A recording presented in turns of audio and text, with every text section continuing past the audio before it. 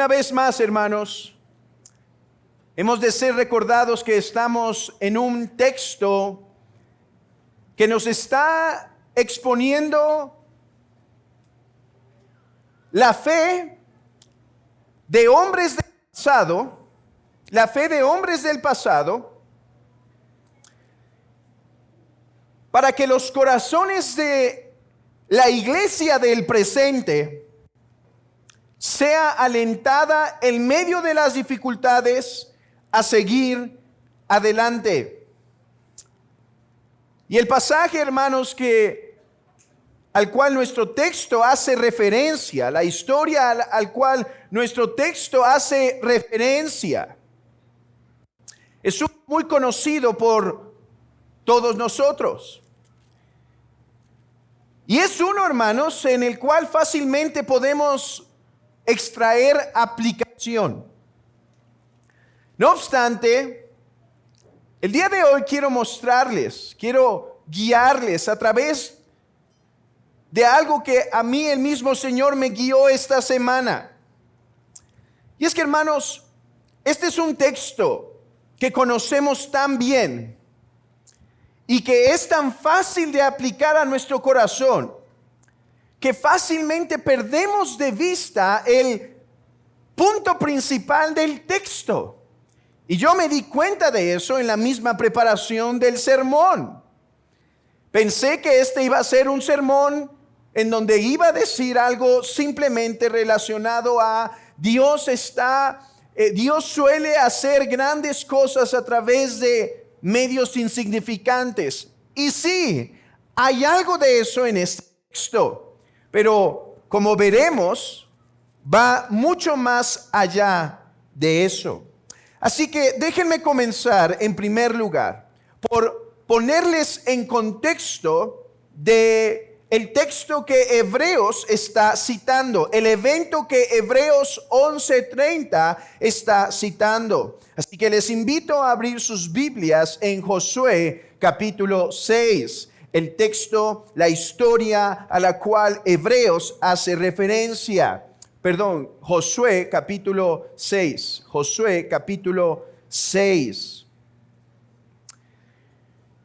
Y dice así el texto: Ahora, Jericó estaba cerrada, bien cerrada, a causa de los hijos de Israel. Nadie entraba ni salía. Mas Jehová dijo a Josué: Mira, yo he entregado en tu mano a Jericó y a su rey con sus varones de guerra. Rodearéis pues la ciudad, todos los hombres de guerra, yendo alrededor de la ciudad una vez, y esto haréis durante 7 días. Y 7 sacerdotes llevarán 7 bocinas de cuerno de carnero delante del arca, y al 7º día daréis 7 vueltas a la ciudad, y los sacerdotes tocarán las bocinas. Y cuando toquen prolongadamente el cuerno de carnero, así que oigáis el sonido de la bocina, todo el pueblo gritará a gran voz, y el muro de la ciudad caerá. Entonces subirá el pueblo, cada uno derecho hacia adelante. Llamando pues Josué, hijo de Nun, a los sacerdotes, les dijo: Llevad el arca del pacto, y 7 sacerdotes lleven bocinas de cuerno de carnero delante del arca de Jehová. Y dijo al pueblo: Pasad y rodead la ciudad, y los que están armados pasarán delante del arca de Jehová. Y así que Josué hubo hablado al pueblo, los 7 sacerdotes llevando las 7 bocinas del cuerno de carnero, pasaron delante del arca de Jehová, y tocaron las bocinas, y el arca del pacto de Jehová los seguía. Y los hombres armados iban delante de los sacerdotes que tocaban las bocinas, y la retaguardia iba tras el arca, mientras las bocinas sonaban continuamente. Y Josué mandó al pueblo diciendo: Vosotros no gritaréis, ni se oirá vuestra voz, ni saldrá palabra de vuestra boca hasta el día que yo os diga: Gritad, entonces gritaréis. Así que él hizo que el arca de Jehová diera una vuelta alrededor de la ciudad, y volvieron luego al campamento, y allí pasaron la noche. Josué se levantó de mañana, y los sacerdotes tomaron el arca de Jehová, Y los 7 sacerdotes, llevando las 7 bocinas de cuerno de carnero, fueron delante del arca de Jehová, andando siempre y tocando las bocinas, y los hombres armados iban delante de ellos, y la retaguardia iba tras el arca de Jehová, mientras las bocinas tocaban continuamente. Y no voy a leer el resto, porque el resto lo sabemos. Y pasó que el pueblo de Israel obedeció la voz de Jehová, y rodearon 7 días, y en el 7º día, después del toque de las bocinas, Josué dijo: gritad. El pueblo grita, las murallas caen, y entonces el pueblo entra a conquistar, excepto una casa, que será el enfoque de nuestro sermón para la próxima ocasión. Hermanos, he dicho que hay algo más profundo en este texto de lo que solemos notar. Pero antes de llegar a eso más profundo, no quiero ignorar lo muy evidente. ¿Y cuál es la enseñanza y aplicación de este texto muy evidente? Que los métodos de Dios y los métodos de los hombres no siempre son los mismos. Hermanos, seamos honestos. ¿Qué pudo haber pensado el pueblo de Dios cuando Josué le dio las indicaciones de cómo iba a caer la muralla? Seamos honestos, hermanos.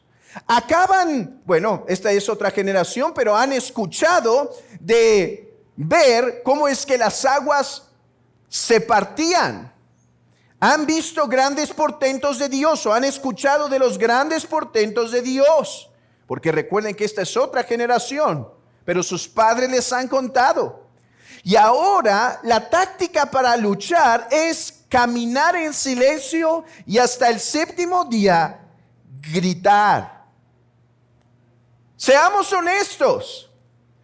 ¿No nos parecería esto a muchos de nosotros ilógico o absurdo?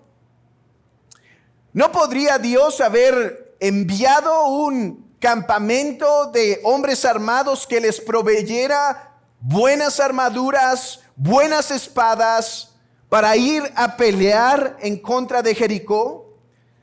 Dice que la ciudad estaba sumamente amurallada. Es la idea que se nos transmite. Ahora, yo sé que a veces podemos imaginar una muralla y pensamos que en el coto que vivimos es una muralla. Pero estas murallas, hermanos, en estas murallas 2 carros de caballos, tirados por caballos, podían ir al mismo tiempo en la cima de esta. Realmente eran grandes murallas. Ahora, nosotros podemos identificarnos con lo absurdo que se nos hace esta forma de ganar la pelea. Pero si le sumamos lo que pudieron haber escuchado los israelitas, no solo de dentro, porque de dentro quizá empezaron a decir: ¿cómo es que Jehová va a darnos la victoria así? ¿Cómo se le ocurre a Josué hacernos girar 7 veces alrededor de Jericó? Pero no solo de dentro, seguramente había dudas, quizá de fuera. A ver, hermanos, Jericó ahorita está espantada. Dice que está sumamente cerrada porque ha caído el temor de Jehová sobre ellos. Pero yo me imagino que algunos por ahí diciendo: no, Israel viene y va a destruirnos, y de repente se asoman por las murallas y ven a Israel dando vueltecitas. Seguramente pudieron haber escuchado de los de afuera: ¿ese es el pueblo que estamos preocupados? ¿Ese es el pueblo que realmente nos hace temer? Hermanos, los métodos de Dios suelen parecernos ilógicos muchas veces, menospreciables muchas veces. Pero así es como Dios ha obrado a través del tiempo. Por ejemplo, mandó a un rey enfermo de lepra a lavarse al río Jordán. Y dice ese rey, ¿no tengo mejores ríos yo? ¿No tengo mejores lugares en donde sumergirme? ¿Por qué me manda a un río tan despreciable? Y así es sanado. La protección de la casa que permanece en Jericó. ¿Cómo se protege esa casa? Con un hilo color grana, con un listón de color grana. Y así todo cae excepto esa casa. ¿Cómo Dios proveyó al pueblo de Israel pan y sustento? Hermanos, Dios se complace en usar medios que para nosotros parecen absurdos e insignificantes con varios propósitos. Mostrarnos que Él es nuestra única esperanza, mostrarnos que Él es el omnipotente, mostrarnos que Él es el Señor soberano sobre toda la tierra, para que la gloria se quede en Él. Y hermanos, aquí podríamos entonces quedarnos todo el sermón y hablar de estos propósitos y ya. Pero como he dicho, aunque todo esto es verdad y está en el texto, yo no creo que Josué 6 tiene simplemente como propósito decirnos, Dios suele usar cosas insignificantes para cumplir grandes proyectos. Si eso fuera todo, me sentiría más un predicador motivacional que un predicador del evangelio. ¿Cuál es la clave para mí en Josué 6 y Hebreos 11:30? ¿Cuál es la clave? Vuelvan a Josué capítulo 6. La clave está en el 6:6. Bueno, de hecho esto se repite varias veces, pero solo como un ejemplo. 6:6. Llamando pues Josué, hijo de Nun, a los sacerdotes, les dijo: llevad el arca del pacto, y 7 sacerdotes lleven bocinas de cuerno de carnero delante del arca de Jehová. Y dijo al pueblo: pasad y rodead la ciudad, y los que están armados pasarán delante del arca de Jehová. Hermanos, Dios suele usar medios insignificantes y en ocasiones que parecen absurdos, no solo para mostrarnos su poder, no solo para mostrarnos su soberanía, sino para mostrarnos que Él está en medio de su pueblo. Esto es la razón por la cual todos estos medios funcionaron. No es porque Jehová conocía una táctica exacta y decía: mira, Josué, yo lo sé, las murallas se construyeron de esta manera, de tal manera que si ustedes avanzan tantas vueltas y después gritan, los cimientos por una razón se van a mover y van a caer. Hermanos, ese no es el punto del texto. El punto del texto es que Jehová iba a pelear por ellos. La razón por la cual Dios suele usar medios insignificantes desde el principio hasta el final de la historia de la redención es porque Él quiere hacer entender a su pueblo que no está en su fuerza, que no está en su sabiduría, que no está en su entendimiento, que no está en sus estrategias, sino en que Jehová está con nosotros. Noten cómo el arca, que es el trono de Jehová, este es el arca donde Jehová ya posó cuando Moisés la construyó. El arca, hermanos, es más que una caja, un cofre. El arca es el trono de Jehová. Y en esta arca Jehová estaba manifestando su presencia con su pueblo. Sin la presencia de Jehová, podrían haber dado 1000 vueltas, 1000 días, y las murallas no iban a caer.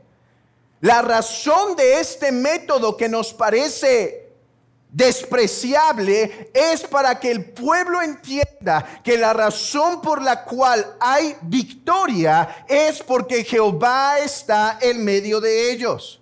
Déjenme recordarles lo que vimos la semana pasada. ¿Cómo es que pasó Israel el Mar Rojo? ¿Recuerdan que dice el texto que el ángel de Jehová iba delante de ellos y la presencia de Jehová, la nube, iba detrás protegiéndolos? Es más, ¿qué pasa en Josué capítulo 3? Israel tiene que cruzar un río y el río estaba desbordando, no podía. Entonces, ¿qué manda Jehová a Josué? No le manda construir un puente. No dice, ¿sabes qué? Regresen por madera. Vayan a algún lugar en donde puedan conseguir madera. No, lo que ordena es, los sacerdotes tomarán el arca. Y cuando los pies de los sacerdotes toquen el agua del Jordán, esta se va a retener. Otra vez, un medio insignificante. Los pies de estos hombres. Pero la razón por la cual hubo victoria y hubo triunfo en Israel, tanto en el Jordán como en Jericó, era porque Jehová estaba en medio de ellos. Mis hermanos, esto es algo que voy a repetir a través de todo el sermón, así que llévense esto. La razón por la cual Dios usa medios que nos parecen despreciables es para no olvidarnos que la única razón por la cual esos medios son efectivos es porque Emmanuel, Dios con nosotros. Es más, déjenme recordarles un ejemplo por excelencia. Isaías capítulo 7. Aquí tenemos la profecía de que la Virgen daría a luz a Emmanuel, Dios con nosotros. Pero recordemos el contexto, lo cual enriquece nuestra forma de entender esta profecía. El contexto es que Acaz se está acercando a naciones paganas a fin de hacer alianza con ellos para enfrentarse a sus enemigos. Entonces Jehová manda al profeta Isaías para decirle a Acaz, no confíes en carros, no confíes en caballos. Acaz, no hagas alianzas con pueblos paganos. Yo te voy a dar la victoria. ¿Cómo te la voy a dar? Tú tienes que esperar en mí. Quizá va a ser confundiéndolos, quizá va a ser poniéndolos en contra, nación contra nación, quizá va a ser haciendo que un hombre de las caballerías no clave bien el clavo en la herradura de un caballo, y que cuando ese caballo iba a dar el mensaje de que era tiempo de la guerra, el mensajero tenga que parar porque el caballo ya no puede avanzar. ¿Acaso tú no sabes cómo voy a obrar yo? Pero déjame decirte esto, la victoria va a estar en que Emmanuel va a ser dado a luz. ¿Acaso la victoria está en que Dios habitará en medio tuyo? Pero ¿qué ocurre con Israel? Hoy vimos de lo que va a ocurrir, y yo me adelanté, mis ojos no pudieron detenerse y ver hasta el capítulo 65 de Isaías, y me recordó de lo que pasa. El pueblo termina siendo llevado en cautiverio. porque Acaz, que representa el estado espiritual de Israel, no quiso confiar en Jehová, no quiso usar los medios que parecen insignificantes para darle a Jehová toda la gloria, para reposar en él absolutamente. Entonces obscuridad cayó en Israel. Entonces las murallas de Jericó no fueron derribadas. Por el contrario, las murallas de Jerusalén fueron tumbadas. Hermanos, Dios nos ha puesto a su pueblo, a través de todos los tiempos, medios que parecen despreciables, para que entendamos que Él es la razón de la salvación. Y no hay ejemplo más claro que es de esto que la cruz de Jesucristo. Abran sus Biblias, por favor, en 1 Corintios capítulo 1. 1 Corintios capítulo 1.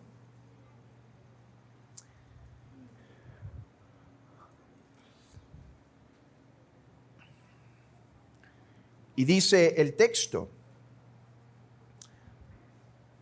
versículo 18, porque la palabra de la cruz es locura a los que se pierden, pero a los que se salvan, esto es a nosotros, es poder de Dios.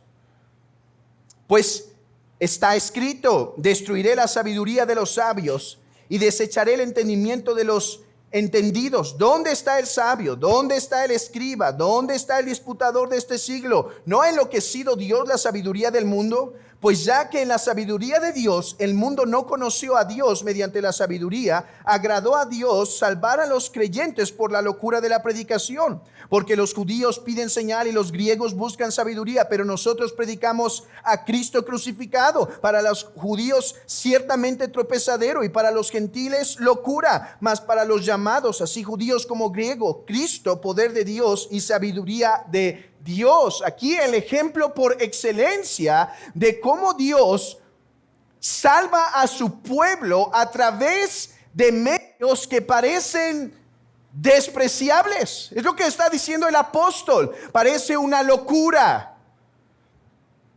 Hermanos, parece una locura la predicación de la cruz. Mi amigo, yo sé que puede parecerte a ti menospreciable que el medio de salvación se encuentra en el hecho de que Jesucristo haya sido crucificado hace 2000 años. Mis hermanos, ese mensaje parece contrario. No es el gran conquistador de Jehová, no es Alejandro el Magno, ese hombre guerrero, bien instruido en las filosofías de este mundo. El gran salvador de Jehová es aquel Jesús crucificado, del cual la gente cuando pasaba hacía mofa. Salvó a otros y no puede salvarse a sí mismo. Ciertamente, no había hermosura en él para que fuese atractivo. No era ese gran Alejandro el Magno. Pero la salvación del pueblo de Dios, de Jehová de los ejércitos, la salvación por excelencia, porque recuerden, hermanos, que la salvación física de Israel solo apuntaba a la gran salvación de los enemigos del pueblo de Dios. ¿Cuáles eran los grandes enemigos del pueblo de Dios? La ira de Jehová, el poder del pecado. Esos eran sus verdaderos enemigos, la muerte. Y allí en la cruz, el poderosísimo Jesús venció. ¿Por qué? Esto me han preguntado frecuentemente. algunas personas. ¿Por qué la cruz tuvo valor para salvar a un mundo entero, hermanos? Sí, porque Jesús era inocente. Sí es porque Jesús era puro. Sí es porque Jesús había obedecido. Pero déjenme decirles algo. Hay algo que falta en esa respuesta. Si eso fuese lo único necesario, Jesús hubiese podido ser, el Salvador hubiese podido ser cualquier hombre. Pero la razón por la cual la cruz tiene valor es porque el crucificado era Emmanuel. Era Dios con nosotros. Recuerden la profecía que cuando la Virgen diera a luz a Emmanuel, entonces, recuerda Acaz, entonces cuando ocurriese que la Virgen diera a luz, entonces Israel tendría victoria sobre sus enemigos. ¿Quién es ese Emmanuel? No era el hijo de Acaz, no era el hijo de algún contemporáneo que iba a salvar a Israel. Israel cayó en penumbra de oscuridad. El gran Emmanuel era Jesucristo, es Jesucristo. Y la razón por la cual en la cruz Él venció a los enemigos es porque Dios con nosotros. El crucificado no era otro sino el eterno Jehová. El crucificado no era otro sino el eterno Jehová, el Hijo eterno de Dios, el Verbo encarnado, existente siempre con el Padre, Dios de Dios, luz de luz, Dios verdadero de Dios verdadero. El impasible Jehová era el crucificado, y por eso es que la cruz de Cristo tuvo poder y tiene poder para conquistar a sus enemigos. Bien dijo Orígenes, ese padre de la iglesia del siglo II, que no debemos ver la cruz, o no debemos perder de vista que la cruz no solo fue el lugar de la máxima humillación de Jesús, sino también fue el lugar de su entronación. La cruz, sí su humillación, pero sí su lugar de victoria. Hermanos, cuando aquellos guerreros de antaño lideraban al pueblo en contra de sus enemigos, la última estocada era gloriosa cuando el que la daba era el rey que había ido a pelear con ellos. Bueno, Jesús estuvo destruyendo y venciendo a sus enemigos durante todo su ministerio. Pero en la cruz dio la estocada final. Pero nuevamente, hermanos, la razón por la cual Dios usa o ha usado a través de la historia estos medios es para que entendamos que la única fuerza del pueblo de Jehová, la única razón de la salvación del pueblo de Jehová es que Dios ha venido a estar con nosotros. Quiero enseñarles algo. Abran sus Biblias en Juan 19, por favor. Juan 19. Quiero mostrarles una cosa que solemos pasar por alto y que de hecho pasé por alto cuando prediqué Juan 19:30. De manera que tengo que volver a predicar todo el Evangelio de Juan. No se preocupen, no ahora. Si el Señor me da 60 años, no más, sino que llegue hasta los 60, volveré a predicarlo quizá. Por ahora conformémonos con regresar a Juan 19:30 por un breve momento. Dice el texto: Cuando Jesús hubo tomado vinagre, dijo: consumado es. Y habiendo inclinado la cabeza, entregó el espíritu.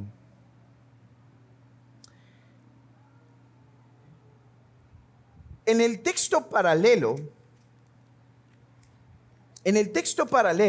de Juan, tenemos que cuando Jesús entrega el espíritu, hay un soldado que confiesa que este verdaderamente era el Hijo de Dios.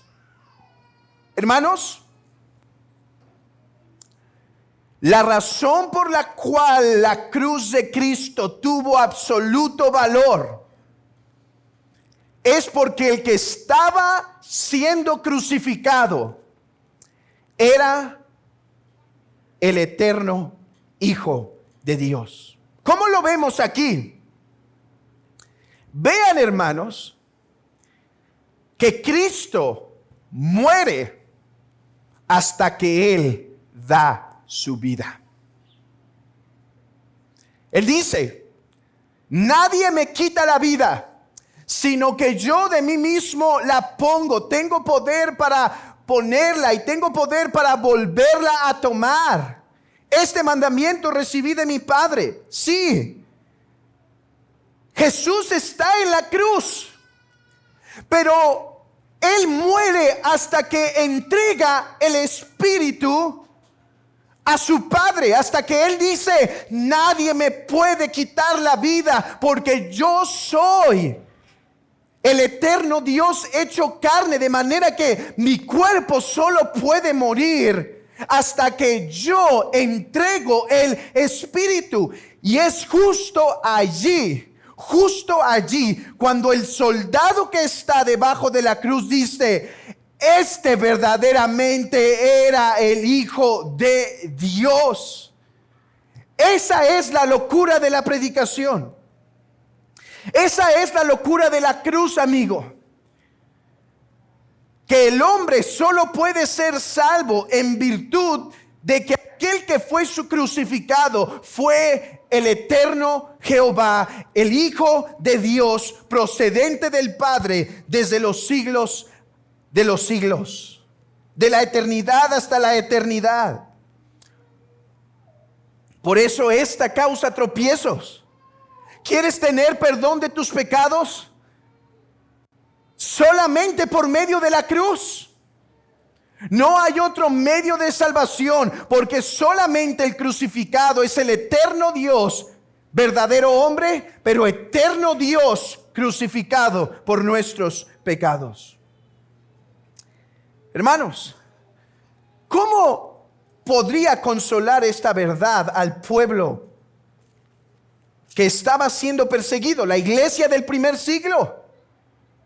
Hermanos, porque a la iglesia se le ha encargado una gran comisión. Y como vimos en el estudio de la mañana, es seguro que el creyente, además de tener una gran comisión, va a recibir en ocasiones pruebas particulares, dificultades particulares. ¿Cómo puede esta verdad ser de consuelo para nosotros? Imagínense a los cristianos del primer siglo diciendo: ¿y qué propósito tiene nuestro sufrimiento? ¿Y qué propósito tiene nuestra pobreza? ¿Y qué propósito tiene que estemos siendo perseguidos? Pero ¿cuál era la promesa?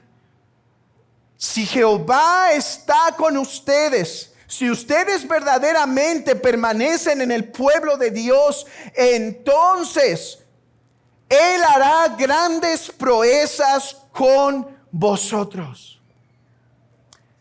Vean lo interesante de esto, hermanos. Hemos leído por varias semanas en el estudio del pastor Fernando, Mateo 28. Así que ya lo tienen memorizado seguramente. ¿Y cuál es la instrucción aquí? Bueno, toda potestad me ha sido dada en el cielo y en la tierra, por tanto iré a ser discípulos a todas las naciones, bautizándolos en el nombre del Padre, del Hijo y del Espíritu Santo, enseñándoles que guarden todas las cosas que os he mandado. Y aquí yo estoy con vosotros todos los días hasta el fin del mundo. La iglesia ha recibido una tremenda comisión. Una comisión que, hermanos, parece imposible de cumplir, y de hecho es imposible de cumplir en nuestras fuerzas. ¿Cuál es la comisión de la iglesia? Alcanzar a los pecadores y alimentar al pueblo de Dios mientras llegamos a la ciudad celestial. Pequeñas tareas que hacer: predicar el evangelio y alimentar y sostener al pueblo de Dios. Hermanos, pero la única razón por la cual la iglesia va a tener virtud, poder, eficacia en alcanzar a los perdidos y en alimentar al pueblo de Dios es porque Jesús prometió estar con nosotros hasta el fin de los tiempos. Vean, hermanos, nos ha dado un mensaje que predicar a través de vasos de barro. Y allí están los creyentes durante la semana compartiendo un folletito. ¿Cuán poderosos somos, hermanos?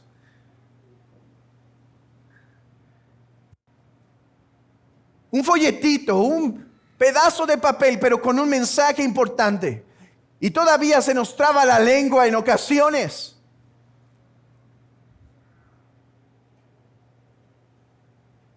Nos ha dado un mensaje para compartir en vasos de barro. Pero ¿cuál es la razón por la cual ese evangelismo puede ser eficaz, mis hermanos?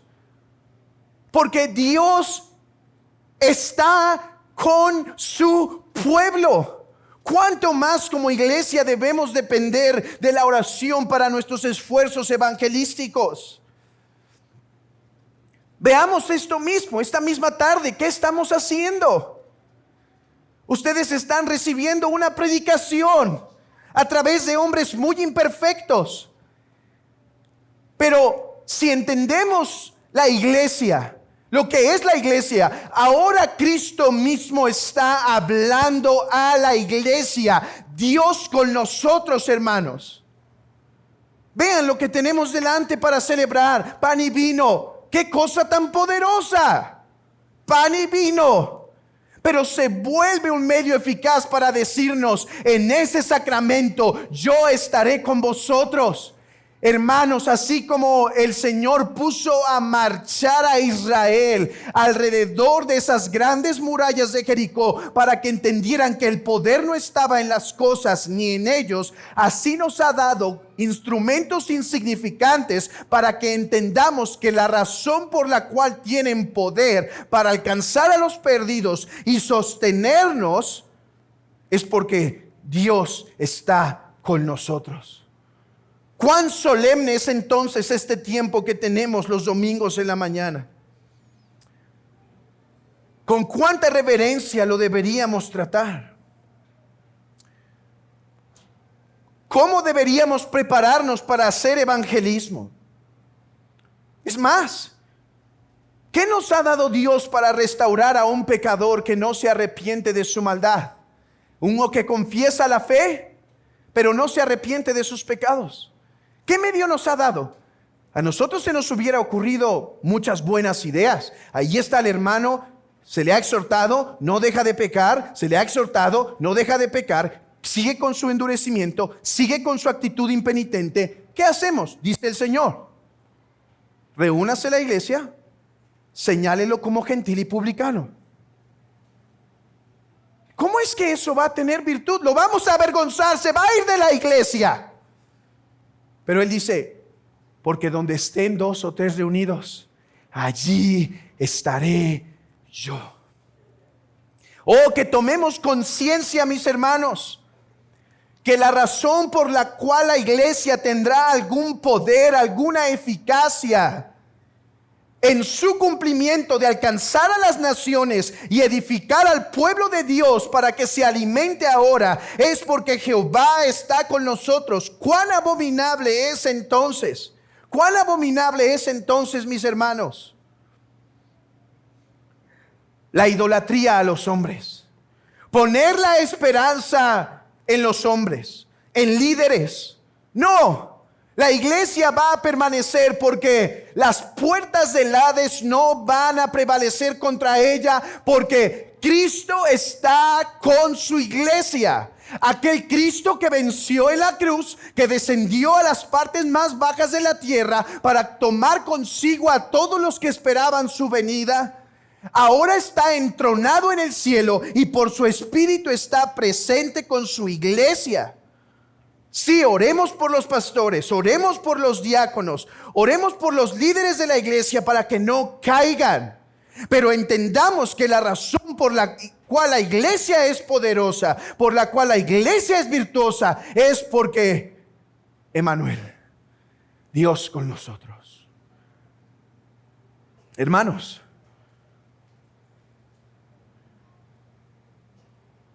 ¿cuán diferente deberíamos ver la reunión de oración?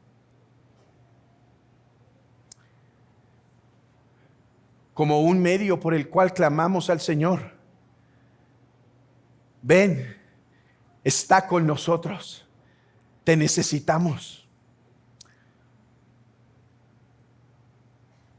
¿Cuán diferente deberíamos ver la disciplina de la iglesia? Como un medio en donde obedecemos a Dios porque preferimos que Jehová esté con nosotros, a permitir que se vaya por dejar abundar el pecado en la iglesia. ¿Cómo debería vivir el pastor? Predicando la verdad, viviendo en santidad, sabiendo que la razón y la virtud del poder de la predicación y de su ministerio radica en que Jehová esté con él y detrás de él. Hermanos, ¿desprecias la predicación porque te parece insignificante? ¿Desprecias la Santa Cena porque te parece insignificante? ¿Desprecias la oración, la reunión de oración porque te parece insignificante? Déjame decirte algo. Buen juicio haces. Buen juicio haces. Dios eligió medios insignificantes. ¿Para qué? Para que su iglesia clame y diga: si tú no vas con nosotros, yo no iré, Señor. ¿No dijo eso Moisés? Jehová, este es pueblo difícil y es un gran tramo lo que hay que ir. Jehová, si tú no vas con nosotros, yo no voy. Sí, Dios eligió este medio insignificante de predicadores mediocres, de medios mediocres, de formas de clamar mediocres, oración a Dios, a fin de que entendamos que la razón por la cual puso eso es para que entendamos que la virtud radica en que Jehová esté con nosotros. Ahora déjame aplicar esto a tu alma, a tu lucha interna.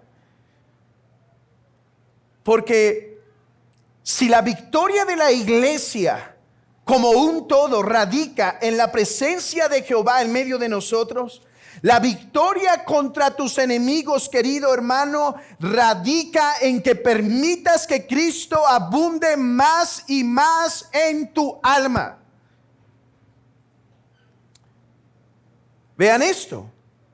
Dice que el misterio que había estado oculto en los siglos y edades ahora ha sido manifestado a sus santos, a quienes Dios quiso dar a conocer las riquezas de la gloria de este misterio entre los gentiles, que es Cristo en vosotros, la esperanza de gloria. Escuchen otro texto, hablando de la victoria en contra del pecado. Dice Pablo en Romanos: pero si Cristo está en vosotros, si Cristo está en vosotros, el cuerpo en verdad está muerto a causa del pecado, mas el espíritu vive a causa de la justicia. Déjenme darles un texto más. Si Cristo está en vosotros, el cuerpo a la verdad está muerto, dice otro texto. Para que os dé conforme a las riquezas de su gloria el ser fortalecidos con el poder en el hombre interior por su espíritu, para que habite Cristo por la fe en vuestros corazones, a fin de que arraigados y cimentados en amor, seáis plenamente capaces de comprender con todos los santos, y hemos escuchado un sermón de esto, la anchura, la longitud, la profundidad del amor de Cristo. Hermano, hay muchos Jericós delante de nosotros. Así como la iglesia tiene una gran comisión, así nosotros tenemos luchas particulares. ¿Y cómo es que podremos vencer? Permitiendo que Cristo more más y más en nosotros. Hermanos, permitiendo que la vida del Trino Dios se siga expandiendo. Porque esa fue la promesa que dio Jesús. Que el que le amara, el Padre vendría y haría morada con él.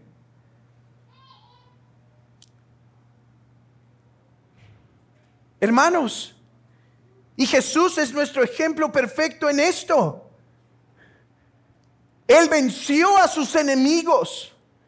Sí, es cierto, porque era el Verbo hecho carne, pero porque Él dice: guarden mis mandamientos para que yo habite en ustedes, así como el amor del Padre mora en mí, porque he guardado sus mandamientos. En Jesucristo el Mesías habitaba la plenitud de la deidad, porque el encarnado era el eterno Dios. Pero en Jesús el Mesías no solo habitaba la plenitud del Hijo, sino la plenitud del Padre. Y la plenitud del Espíritu Santo, porque fue lleno del Espíritu Santo. Y así pudo enfrentar a sus enemigos.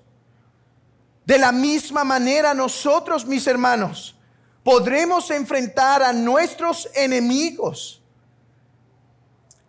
en la medida que permitamos que Dios more más y más en nosotros. ¿Cómo? Contemplando su gloria para que el amor de Cristo habite en nosotros. Contemplando esa cruz y su amor por nosotros, para que entonces, como vimos en Isaías, Jehová irrumpa, que Él descienda sobre nosotros, su poder y su virtud, para que podamos destruir a aquellos que nos intentan tirar. Y Dios eligió medios para eso, como la lectura, la oración, la predicación, los sacramentos. Hermanos, Dios mora en ti si estás en Cristo. El Trino Dios, por la obra de Jesucristo, por el Espíritu Santo, mora en ti si estás en Jesucristo en verdad. Pero ¿cuál es ahora la labor? No estar ocioso, para que la plenitud de la deidad, para que la plenitud de la gracia del Trino Dios te llene y puedas tener gracia para vencer a los que se oponen. Pues como todas las cosas que pertenecen a la vida y a la piedad nos han sido dadas por su divino poder, mediante el conocimiento de aquel que nos llamó por su gloria y excelencia, por medio de las cuales nos ha dado preciosas y grandísimas promesas, para que lleguéis a ser participantes de la naturaleza divina, Habiendo huido de la corrupción de la carne que hay en el mundo a causa de la concupiscencia, vosotros también poniendo toda diligencia por esto mismo, añadida a vuestra fe virtud, a la virtud conocimiento, al conocimiento dominio propio, al dominio propio paciencia, a la paciencia piedad, a la piedad afecto fraternal.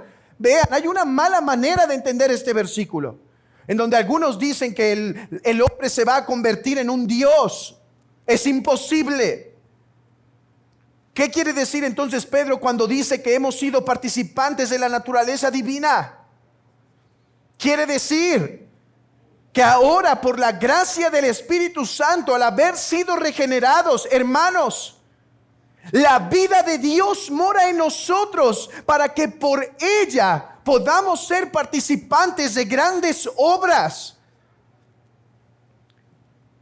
Oh, hermanos, esto pone en buena dirección nuestra necesidad espiritual.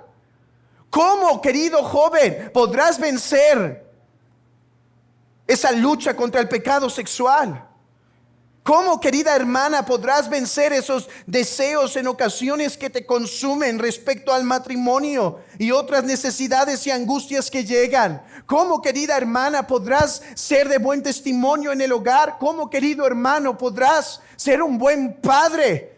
Contemplando la gloria del Trino Dios, para que a través de la contemplación de su palabra en oración, por la predicación y los sacramentos, la vida de Dios se expanda en ti y puedas amar como Cristo amó, y puedas perdonar como Cristo perdonó, y puedas someterte como Cristo se humilló, y puedas servir como Cristo sirvió, porque ahora Cristo mora en nosotros. ¿Qué significa cristiano?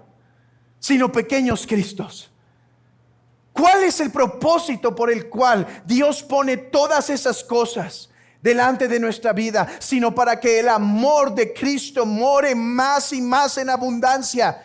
Dime cuál es tu lucha, y he aquí la medicina para tu necesidad: que Dios habite más y más en ti.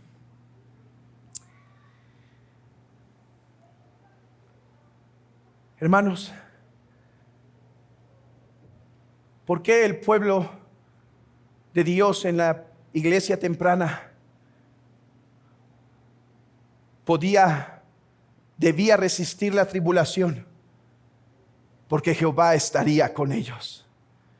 ¿Recuerdan la historia que les he platicado tantas veces de Blandina? Aquella mujer, ahora me equivoco, no sé si era Blandina su nombre, pero esa mujer que el carcelero se burlaba de ella porque estaba pariendo, siendo encarcelada, y decía: oye, ¿qué gritos fuertes das y estás solamente teniendo un bebé? Toda la mujer que ha tenido un bebé va a decir: ¿solamente? Bueno, así es la historia, no se enojen conmigo. Y dijo: no vas a aguantar cuando estés delante de los leones. ¿Qué dijo ella? Aquí yo puedo estar sola, que no estaba sola, incluso en el parto Jehová estaba con ella. Dice: pero allá su plenitud me acompañará. Incluso sus amigos tenían temor que negara a Cristo, pero ella fue a la boca de los leones, porque Jehová estaría con ella. ¿Cuál es la necesidad más grande de nuestra iglesia? Jehová con nosotros. ¿Cómo tener más de Dios con nosotros? Dejando que su palabra brille más y más, que los hombres mengüen, pero que Él brille, usando los medios que Él nos ha dado, usando de la oración para clamar que los cielos se abran. ¿Cómo vencer cada uno de nosotros a nuestros enemigos? Permitiendo que la vida de Cristo more más y más en nosotros, porque entonces Jehová peleará por nosotros.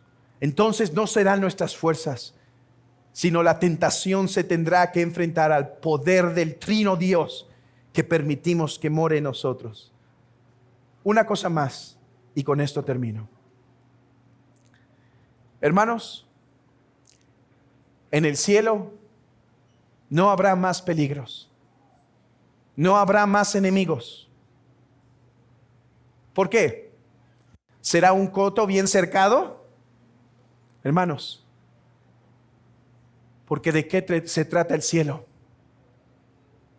Sino la gloria de Dios iluminará aquel día la tierra en tal esplendor que no habrá mar ya. Yo no sé si no va a haber mar. Ya nos lo explicó el pastor Fernando. No quiere decir que no habrá mar literal. ¿Qué era el mar para el judío sino un lugar de incertidumbre, temor, de donde sale la bestia, el falso profeta? Pero, ¿qué quiere decir el texto? Que ya no habrá más enemigos, porque entonces Dios será en todo y en todos. No seremos absorbidos por la divinidad. Cuidado.